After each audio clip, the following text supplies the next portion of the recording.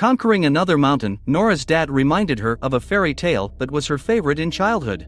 The fairy tale was about trolls who got drunk at a wedding and lost track of time, and the sun, in turn, turned them into stone. And from that moment on, the mountain opposite the sitting hole was called the Wall of Trolls. Nora didn't believe in fairy tales, but her father asked her to look at the mountain and she noticed the huge faces of the trolls.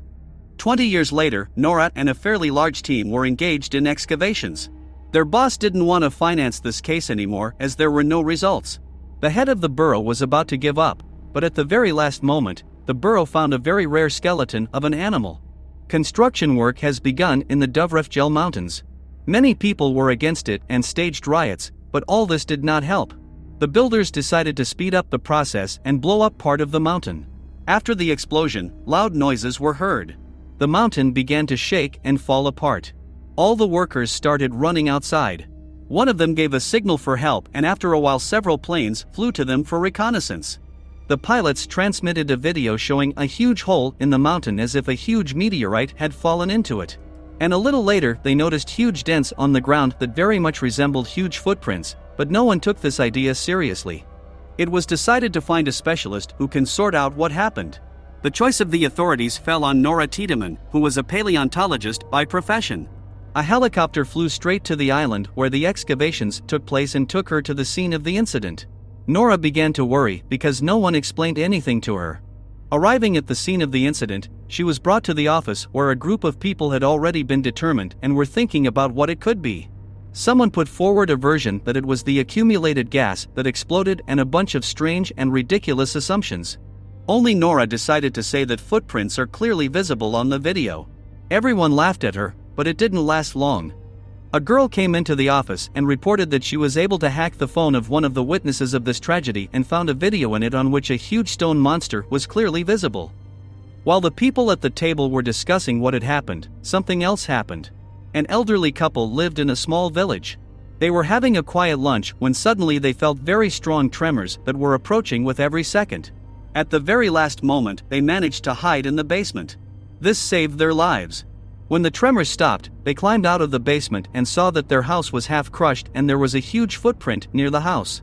Nora decided to help sort everything out, but with one condition. They should not only discuss theories of what happened, but also act.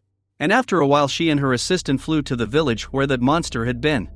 After interviewing the injured couple, she found out that the monster was humming a sad melody. This was all that the owners of the destroyed house remembered. Not finding any more clues, Nora decided to go to the person who could help them, her father. Her father was considered crazy because of his guesses about trolls and therefore he was in a mental hospital more than once. Tobias tells Nora that the government deliberately made trolls bad and got rid of them, but Nora did not believe him. Then Tobias decided that he would fly with them to prove his theory that the monster is a troll. After a while, they landed at the place where Nora's father said. He began to explore the area and look for something. Nora decided not to stand aside and help him.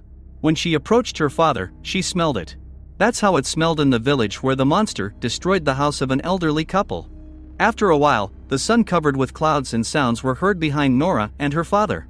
Nora turned around and went into shock. Behind her lay a huge stone monster. The helicopter on which they arrived was started and the father and daughter ran to him. Someone on board turned on the broadcast for the Prime Minister and everyone involved in this investigation. Upon arrival at the headquarters of the investigation, Nora's father began to tell everyone that this monster was a troll. But the authorities did not want to listen to his assumptions. Nora can't stand it and is going to go back to the island to do excavations. But her father managed to dissuade her and they secretly went to watch the military trying to catch and destroy the monster. It turned out that the troll is not so easy to defeat. He was not afraid of bombs, bullets, or fire. Tobias tried to leave the monster and he almost succeeded, but someone from the military started shooting at the troll. This made him very angry. When the troll turned around to remove the tank, he accidentally touched Nora's dad with his foot. He flew off at a very high speed to the side. Nora ran up to him and said they would call for help, but it was too late. He died, but before his death he manages to give his daughter the key to the solution. The reason for the troll's departure at one time was the Christianization of the country. The troll becomes very dangerous for people and the government decides to announce the evacuation of the population. But if you start evacuating now, it will cause chaos.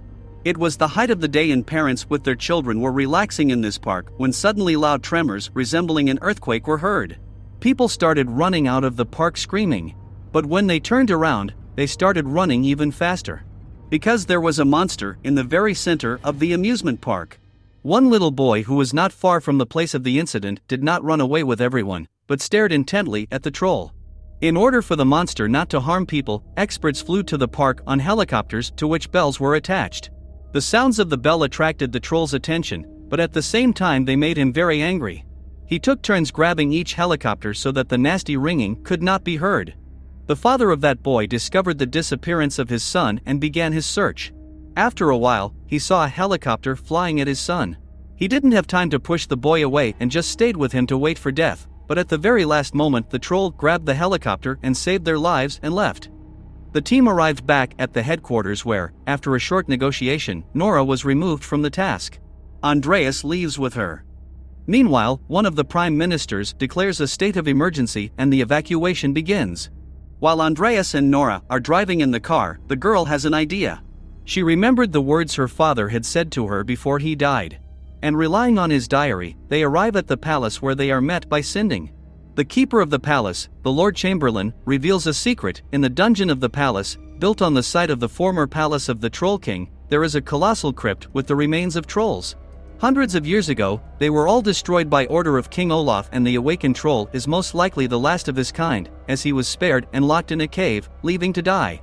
And now that the workers have blown up the mountain in which he was, the troll goes to this palace in which the remains of his relatives are located. Nora has a plan. But she can't cope on her own and she asks Chris for help. Nora decides to use the skull of one of the troll children as bait. A troll breaks into the capital bringing chaos and destruction.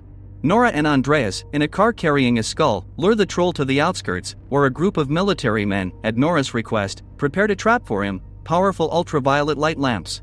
Nora's hacker friend Sigrid blocks the launch of nuclear missiles from planes that have already taken off at the last second. Nora and her partner have already arrived at the designated place where Chris was stinging them. He gave the order to the team and they turned on the lamps.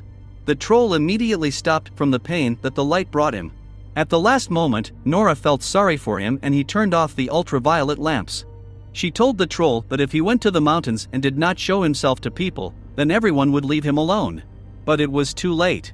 The sun began to rise and its rays finally finished off the giant. The troll turned into a pile of stones. I wonder if there could be other trolls left somewhere in the mountains. Andreas asks Nora a question without an answer. In the final scene, the stone pile in the tunnel from which the troll got out at the beginning begins to move and a deafening roar is heard.